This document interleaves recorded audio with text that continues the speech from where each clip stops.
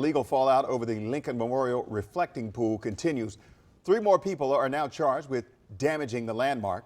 They pled not guilty after investigators say they removed pieces of the pool's new blue liner during last month's reopening.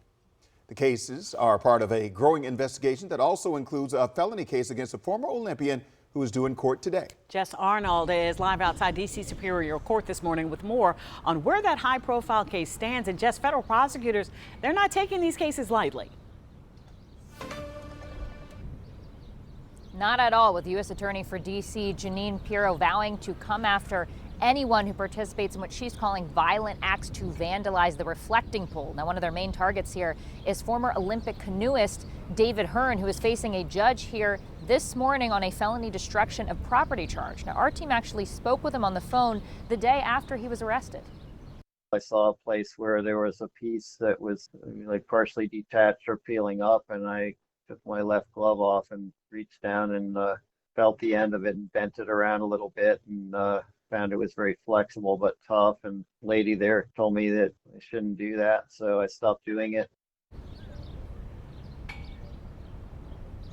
Hearn says he didn't take any piece from the pool or destroy anything, but soon after, he says Park police put him in handcuffs and locked him up for 5 hours at Haynes Point.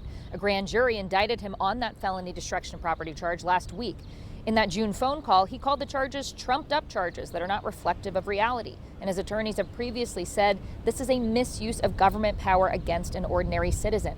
Pirro, however, says witnesses say Hearn damaged about 2 square feet of sealant from the bottom of the pool and that he acted belligerently toward an employee, which Hearn denies. We can state and prove beyond a reasonable doubt that he caused damage, and that damage is over $1,000. Now, right after those 4th of July fireworks, crews again began to drain the reflecting pool to start to repair the damage to the already $16 million renovation to that pool. Now, as to Hearn's case, he is set to appear in front of a judge here at the D.C. Superior Court this morning at 9:30. And of course, Wisdom, we're going to have a team inside. All right, Jess Arnold reporting. Thank you very much.